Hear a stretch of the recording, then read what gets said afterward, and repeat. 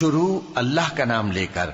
جو بڑا مہربان نہایت رحم والا ہے۔ لوگو اپنے پروردگار سے ڈرو کہ قیامت کا زلزلہ ایک حادثہ عظیم ہے۔ اے مخاطب، جس دن تو اس کو دیکھے گا اس دن یہ حال ہوگا کہ تمام دودھ پلانے والی عورتیں اپنے بچوں کو بھول جائیں گی اور تمام حمل والیوں کے حمل گر پڑیں گے، اور لوگ تجھ کو مدہوش نظر آئیں گے، حالانکہ وہ مدہوش نہیں ہوں گے بلکہ عذاب دیکھ کر مدہوش ہو رہے ہوں گے۔ بے شک اللہ کا عذاب بڑا سخت ہے، اور بعض لوگ ایسے ہیں جو اللہ کی شان میں علم کے بغیر جھگڑتے اور ہر شیطان سرکش کی پیروی کرتے ہیں، جس کے بارے میں لکھ دیا گیا ہے کہ جو اسے دوست رکھے گا تو وہ اس کو گمراہ کر دے گا اور دوزخ کے عذاب کا رستہ دکھائے گا۔ لوگو، اگر تم کو مرنے کے بعد جی اٹھنے میں کچھ شک ہو تو ہم نے تم کو پہلی بار بھی تو پیدا کیا تھا، یعنی ابتدا میں مٹی سے، پھر اس سے نطفہ بنا کر، پھر اس سے خون کا لوتھڑا بنا کر، پھر اس سے بوٹی بنا کر جس کی بناوٹ کامل بھی ہوتی ہے اور ناقص بھی، تاکہ تم پر اپنی خالقیت ظاہر کر دیں۔ اور ہم جس کو چاہتے ہیں ایک میعاد مقرر تک پیٹ میں ٹھہرائے رکھتے ہیں، پھر تم کو بچہ بنا کر نکالتے ہیں، پھر تم جوانی کو پہنچتے ہو، اور بعض قبل از پیری مر جاتے ہیں، اور بعض بڑھاپے کی نہایت خراب عمر کی طرف لوٹائے جاتے ہیں کہ بہت کچھ جاننے کے بعد بالکل بے علم ہو جاتی ہیں۔ اور اے دیکھنے والے، تو دیکھتا ہے کہ ایک وقت میں زمین خشک پڑی ہوتی ہے، پھر جب ہم اس پر مے برساتے ہیں تو وہ شاداب ہو جاتی اور ابھرنے لگتی ہے اور طرح طرح کی بارونق چیزیں اگاتی ہے۔ ان قدرتوں سے ظاہر ہے کہ اللہ ہی قادر مطلق ہے جو برحق ہے، اور یہ کہ وہ مردوں کو زندہ کر دیتا ہے، اور یہ کہ وہ ہر چیز پر قدرت رکھتا ہے، اور یہ کہ قیامت آنے والی ہے اس میں کچھ شک نہیں، اور یہ کہ اللہ سب لوگوں کو جو قبروں میں ہیں جلا اٹھائے گا، اور لوگوں میں کوئی ایسا بھی ہے جو اللہ کی شان میں بغیر علم کے اور بغیر ہدایت کے اور بغیر کتاب روشن کے جھگڑتا ہے اور تکبر سے گردن موڑ لیتا ہے تاکہ لوگوں کو اللہ کے رستے سے گمراہ کر دے۔ اس کے لیے دنیا میں ذلت ہے، اور قیامت کے دن ہم اسے عذاب آتش سوزاں کا مزہ چکھائیں گے۔ اے سرکش، یہ اس کفر کی سزا ہے جو تیرے ہاتھوں نے آگے بھیجا ہے، اور اللہ اپنے بندوں پر ظلم کرنے والا نہیں۔ اور لوگوں میں بعض ایسا بھی ہے جو کنارے پر کھڑا ہو کر اللہ کی عبادت کرتا ہے، اگر اس کو کوئی دنیاوی فائدہ پہنچے تو اس کے سبب مطمئن ہو جائے، اور اگر کوئی آفت پڑے تو منہ کے بل لوٹ جائے، یعنی پھر کافر ہو جائے۔ اس نے دنیا میں بھی نقصان اٹھایا اور آخرت میں بھی، یہی تو صاف نقصان ہے۔ یہ اللہ کے سوا ایسی چیز کو پکارتا ہے جو نہ اسے نقصان پہنچائے اور نہ فائدہ دے سکے، یہی تو پرلے درجے کی گمراہی ہے۔ بلکہ ایسے شخص کو پکارتا ہے جس کا نقصان فائدے سے زیادہ قریب ہے۔ ایسا دوست بھی برا اور ایسا ساتھی بھی برا۔ جو لوگ ایمان لائے اور عمل نیک کرتے رہے، اللہ ان کو بہشتوں میں داخل کرے گا جن کے نیچے نہریں بہ رہی ہیں۔ کچھ شک نہیں کہ اللہ جو چاہتا ہے کرتا ہے۔ جو شخص یہ گمان کرتا ہو کہ اللہ اس کو دنیا اور آخرت میں مدد نہیں دے گا،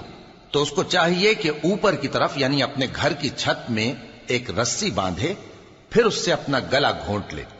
پھر دیکھے کہ آیا یہ تدبیر اس کے غصے کو دور کر دیتی ہے۔ اور اسی طرح ہم نے اس قرآن کو اتارا جس کی تمام باتیں کھلی ہوئی ہیں، اور یہ یاد رکھو کہ اللہ جس کو چاہتا ہے ہدایت دیتا ہے۔ جو لوگ مومن یعنی مسلمان ہیں اور جو یہودی ہیں اور ستارہ پرست اور عیسائی اور مجوسی اور مشرک، اللہ ان سب میں قیامت کے دن فیصلہ کر دے گا۔ بے شک اللہ ہر چیز سے باخبر ہے۔ کیا تم نے نہیں دیکھا کہ جو مخلوق آسمانوں میں ہے اور جو زمین میں ہے،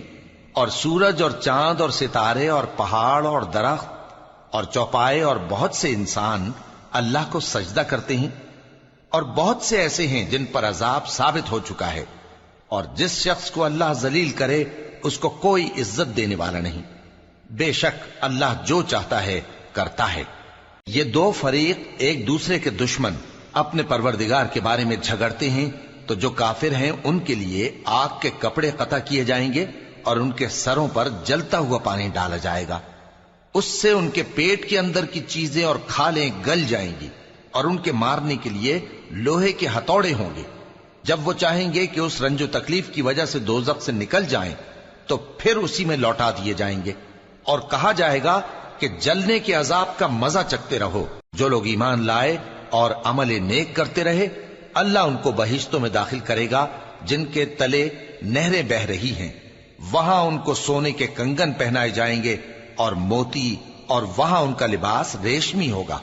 اور ان کو اچھی بات کی طرف رہنمائی کی گئی اور خوبیوں والے مالک کی راہ بتائی گئی۔ جو لوگ کافر ہیں اور لوگوں کو اللہ کے رستے سے اور مسجد حرام سے، جسے ہم نے لوگوں کے لیے یکساں عبادت گاہ بنایا ہے، روکتے ہیں، خواہ وہ وہاں کے رہنے والے ہوں یا باہر سے آنے والے، اور جو اس میں شرارت سے کجروی و کفر کرنا چاہے تو اس کو ہم درد دینے والے عذاب کا مزہ چکھائیں گے۔ اور ایک وقت تھا جب ہم نے ابراہیم کو خانہ کعبہ کا مقام بتا دیا اور ارشاد فرمایا کہ میرے ساتھ کسی چیز کو شریک نہ کیجو، اور طواف کرنے والوں اور قیام کرنے والوں اور رکوع کرنے والوں اور سجدہ کرنے والوں کے لیے میرے گھر کو صاف رکھا کرنا، اور لوگوں میں حج کے لیے اعلان کر دو کہ تمہاری طرف پیدل اور دبلے دبلے اونٹوں پر جو دور دراز رستوں سے چلے آتے ہوں سوار ہو کر چلے آئیں، تاکہ اپنے فائدے کے کاموں کے لیے حاضر ہوں۔ اور قربانی کی ایام معلوم میں مویشی چوپایوں کے ذبح کے وقت جو اللہ نے ان کو دیے ہیں ان پر اللہ کا نام لیں۔ اب اس میں سے تم خود بھی کھاؤ اور خستہ حال ضرورت مند کو بھی کھلاؤ۔ پھر چاہیے کہ لوگ اپنا میل کچیل دور کریں اور منتیں پوری کریں اور اس قدیم گھر یعنی بیت اللہ کا طواف کریں، یہ ہمارا حکم ہے۔ اور جو شخص ادب کی چیزوں کی جو اللہ نے مقرر کی ہیں تعظیم کرے تو یہ اس کے پروردگار کے نزدیک اس کے حق میں بہتر ہے۔ اور تمہارے لیے مویشی حلال کر دیے گئے ہیں سوائے ان کے جو تمہیں پڑھ کر سنائے جاتے ہیں، تو بتوں کی پلیدی سے بچو اور جھوٹی بات سے پرہیز کرو، صرف ایک اللہ کے ہو کر اور اس کے ساتھ شریک نہ ٹھہرا کر۔ اور جو شخص کسی کو اللہ کے ساتھ شریک مقرر کرے تو وہ گویا ایسا ہے جیسے آسمان سے گر پڑے، پھر اس کو پرندے اچک لے جائیں یا ہوا کسی دور کی جگہ اڑا کر پھینک دے۔ یہ ہمارا حکم ہے۔ اور جو شخص ادب کی چیزوں کی جو اللہ نے مقرر کی ہیں تعظیم کرے تو یہ کام دلوں کی پرہیزگاری سے ہے۔ ان میں ایک وقت مقرر تک تمہارے لیے فائدے ہیں، پھر ان کو اس قدیم گھر یعنی بیت اللہ تک پہنچنا اور ذبح ہونا ہے۔ اور ہم نے ہر ایک امت کے لیے قربانی کا طریق مقرر کر دیا ہے تاکہ جو مویشی چوپائے اللہ نے ان کو دیے ہیں ان کے ذبح کرنے کے وقت ان پر اللہ کا نام لیں۔ سو تمہارا معبود ایک ہی ہے، تو اسی کے فرما بردار ہو جاؤ اور عاجزی کرنے والوں کو خوشخبری سنا دو۔ یہ وہ لوگ ہیں کہ جب اللہ کا نام لیا جاتا ہے تو ان کے دل ڈر جاتے ہیں، اور جب ان پر مصیبت پڑتی ہے تو صبر کرتے ہیں اور نماز آداب سے پڑھتے ہیں، اور جو مال ہم نے ان کو عطا فرمایا ہے اس میں سے نیک کاموں میں خرچ کرتے ہیں۔ اور قربانی کے اونٹوں کو بھی ہم نے تمہارے لیے اللہ کے شعائر مقرر کیا ہے، ان میں تمہارے لیے فائدے ہیں، تو قربانی کرنے کے وقت قطار باندھ کر ان پر اللہ کا نام لو، پھر جب پہلو کے بل گر پڑیں تو ان میں سے کھاؤ، اور قناعت سے بیٹھ رہنے والوں اور سوال کرنے والوں کو بھی کھلاؤ۔ اس طرح ہم نے ان کو تمہارے زیر فرمان کر دیا ہے تاکہ تم شکر کرو۔ اللہ تک نہ ان کا گوشت پہنچتا ہے اور نہ خون، بلکہ اس تک تمہاری پرہیزگاری پہنچتی ہے۔ اسی طرح اللہ نے ان کو تمہارے زیر فرمان کر دیا ہے تاکہ اس بات کے بدلے کہ اس نے تم کو ہدایت بخشی ہے اسے بزرگی سے یاد کرو۔ اور اے پیغمبر، نیکوکاروں کو خوشخبری سنا دو، اللہ تو مومنوں سے ان کے دشمنوں کو ہٹاتا رہتا ہے۔ بے شک اللہ کسی خیانت کرنے والے ناشکرے کو دوست نہیں رکھتا۔ جن مسلمانوں سے خواہ مخواہ لڑائی کی جاتی ہے ان کو اجازت ہے کہ وہ بھی لڑیں، کیونکہ ان پر ظلم ہو رہا ہے، اور اللہ ان کی مدد کرے گا، وہ یقیناً ان کی مدد پر قادر ہے۔ یہ وہ لوگ ہیں کہ اپنے گھروں سے ناحق نکال دیے گئے، انہوں نے کچھ قصور نہیں کیا، ہاں یہ کہتے ہیں کہ ہمارا پروردگار اللہ ہے۔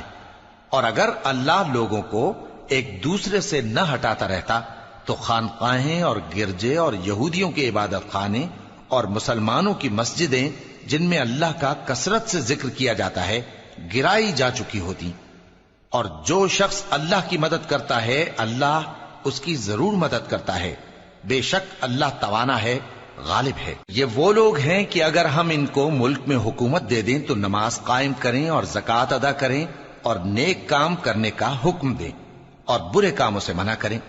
اور سب کاموں کا انجام اللہ ہی کے اختیار میں ہے۔ اور اگر یہ لوگ تم کو جھٹلاتے ہیں